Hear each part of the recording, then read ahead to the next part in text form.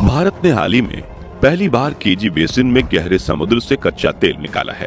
बंगाल की खाड़ी में कच्चे तेल का प्रोडक्शन भी शुरू कर दिया गया है। बंगाल की खाड़ी में ऑयल प्रोडक्शन का ये पहला प्रोजेक्ट है जिसमें मौजूदा ऑयल प्रोडक्शन में 7% का इजाफा होने की उम्मीद है। लेकिन क्या आपने कभी सोचा है कि आखिर गाड़ी की टंकी तक पेट्रोल या डीजल कैसे पहुंच पाते हैं? किस तरह से समुद्र के भीतर से कच्चे तेलों को निकाला जाता है? क्या समुद्र से कच्चा तेल निकालना आसान काम है या इसमें उठाना पड़ता है कर्मियों को जोखिम? दोस्तों, अगर आप इन सभी सवालों के जवाब वाकई में जानना चाहते हैं तो हम आपको यहाँ बताएंगे कि वाकई में समुद्र से कच्चा तेल कैसे निकाला जाता है। जी हाँ, यकीनन आज की ये वीडियो खास होने वाली है।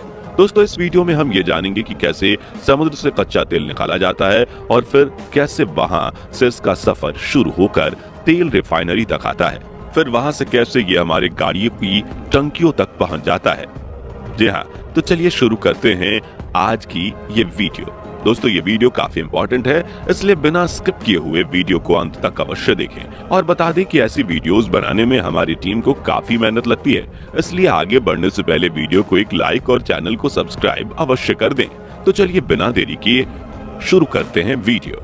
नमस्कार दोस्तों, स्वागत है आपका हमारी आज के इस वीडियो में। दोस्तों, भारत की ONGC यानी oil and natural gas corporation ने कुछ महीनों पहले कृष्णा गोदावरी घाटी से कच्चे तेल के प्रोडक्शन की शुरुआत की। इसके बाद खबर यह है कि वहां से प्रतिदिन 45,000 बैरल तेल निकाले जाने का अनुमान है। इसके अतिरिक्त 1 करोड़ क्यूबिक मीटर गैस भी हर दिन निकाले जाने की संभावना है और इतनी मात्रा में तेल और गैस निकालकर देश मौजूदा ऑयल प्रोडक्शन में 7% का इजाफा कर लेगा।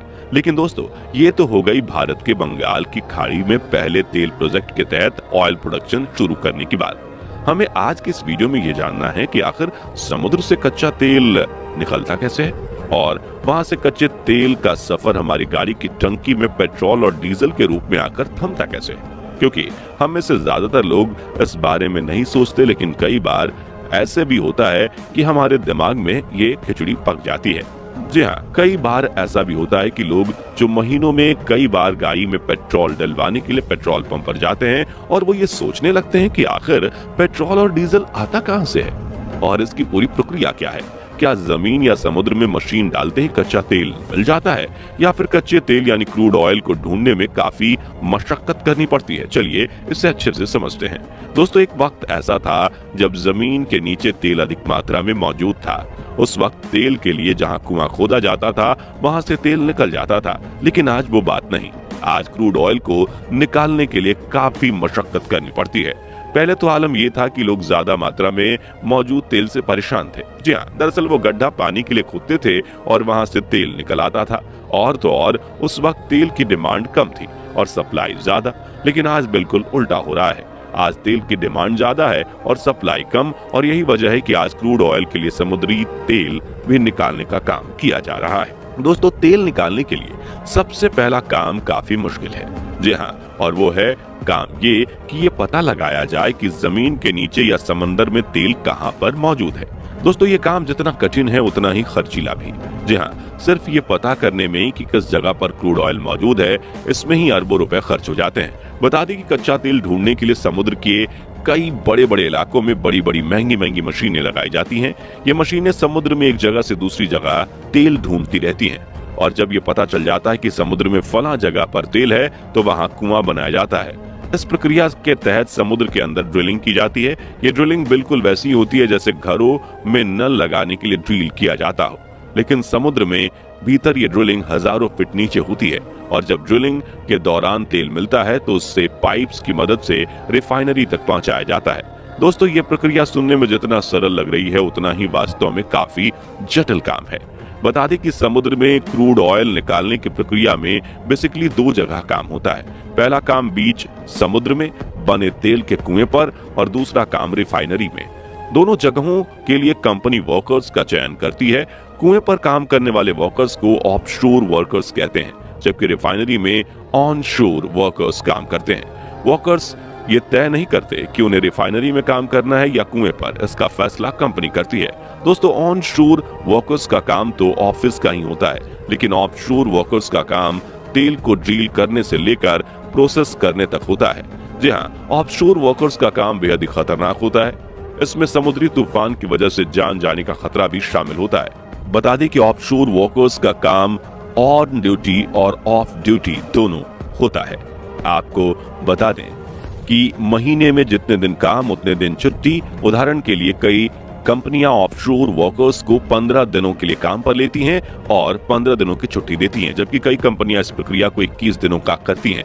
बता दें कि इस दौरान वर्कर्स को मोबाइल तक ले जाने की अनुमति नहीं होती। हालांकि उनके लिए कंपनी द्वारा एक बड़े से जहाज पर इंडोर गेम की और टीवी की व्यवस्था की गई होती है। जी हाँ दोस्तों, समुद्र में ऑफशोर वर्कर्स के लिए कंपनी बड़े से जहाज को हॉस्टल की तरह तैयार करवाती है, लेकिन यहाँ मोबाइल के अलावा एक और पाबंदी होती है, और वो पाबंदी ये कि इस बड़े से जहाज पर किचन नहीं होता। जी हाँ, दरअसल उस बड़े से जहाज पर काफी ज्यादा मात्रा में गैसेस और तेल होते हैं, और ऐसे में किसी कर्मी द्वारा जरा सी भी चूक हुई तो वहां एक बड़ा धमाका हो सकता है। इसलिए ऑफशोर वर्कर्स के लिए जहाज तक बिछी पाइपलाइन के जरिए फ्रोजन फूड पहुंचाया जाता है। जी हाँ दोस्तों, ये पाइपलाइन किनारे से जहाज तक बिछी होती है, जिसके जरिए वर्कर्स के लिए खाना भेजा जाता है। दोस्तों, ये जहाज वर्कर्स के सुरक्षा के लिहाज से काफी अच्छे तरीके से बनाया गया होता है। बता दें कि कुछ समय पहले इस तरह के जहाज ने एक भयानक समुद्री तूफान को झेला था। जी हाँ दोस्तों, वो तूफान लगभग 200 किलोमीटर पर आवर स्पीड से इस तरह के जहाज से टकराई थी कि उस पर सवार सभी वर्कर्स की जान खतरे में पड़ गई थी। दोस्तों, तूफान की वजह से समुद्र में 30 से 35 मीटर ऊंची लहरें भी उठ रही थी। उस वक्त जहाज पर 800 वर्कर्स मौजूद थे, लेकिन भारत की नेवी ने अपनी जान हथेली पर रखकर वहां के वर्कर्स की मदद की और उनकी जान बचाई गई। हालांकि तमाम कोशिशों के बावजूद भी तकरीबन 89 लोग लापता हो गए, जिनमें से 52 लोगों की लाशें तो समुद्र में मिल गई, लेकिन बाकी लोगों का पता नहीं चला। आप अंदाजा लगा सकते हैं कि जो तेल हमें पेट्रोल पंप पर आसानी से मिल जाता है, वास्तव में उसे कितनी चुनौतियों का सामना करते हुए समुद्र से निकाला जाता है। दोस्तों, बता दें कि तेल निकालने के काम के अलावा वर्कर्स को समुद्र की गहराइयों में सरवाइव करने की ट्रेनिंग भी दी जाती है, क्योंकि अगर किसी वजह से वो समुद्र के पानी में गिर गए तो मदद मिलने तक उन्हें अपने आप को जिंदा रखना पड़ता है। तो दोस्तों, ये तो आपने जाना समुद्र से क्रूड ऑयल निकालने की प्रक्रिया को। अब ये जानिए कि यहाँ से तेल यानी कि क्रूड ऑयल को तेल रिफाइनरी में भेजा जाता है, जहां इसे 110 डिग्री सेल्सियस पर उबालकर पेट्रोल, 180 डिग्री सेल्सियस पर उबालकर केरोसिन, 260 डिग्री सेल्सियस पर उबालकर डीजल बनाया जाता है। यहीं से पेट्रोल और डीजल का सफर पेट्रोल पंप तक पहुंचता है, जहां से हम अपनी गाड़ियों में पेट्रोल या डीजल भरवाते हैं। दोस्तों, आप समझ गए होंगे कि समुद्र से तेल निकालना वाकई में कितना खतरनाक काम है। ऑफशोर वर्कर्स अपनी जान जोखिम में डालकर समुद्र के भीतर से तेल निकालने का काम करते हैं। इस दौरान इन्हें बिना मोबाइल के और खाने के लिए फ्रोजन फूड के सहारे रहना पड़ता है। दोस्तों, इनके जैसा काम तो हर कोई नहीं कर सकता, लेकिन क्या आप इनकी तरह सिर्फ 15 दिनों या 21 दिनों के लिए मोबाइल के बगैर रह सकते हैं? क्या आप इतने दिनों तक बिना सोशल मीडिया चलाए रह सकते हैं? अपने जवाब हमें अवश्य कमेंट में बताइएगा। साथ ही हमें ये भी बताइएगा कि क्या समुद्र से तेल निकालने की इस प्रक्रिया को और भी आसान किया जा सकता है? अपने जवाब में हमें कमेंट अवश्य दें। फिलहाल आज की वीडियो में इतना ही। मिलते हैं अगली इंटरेस्टिंग वीडियो के साथ, तब तक के लिए धन्यवाद।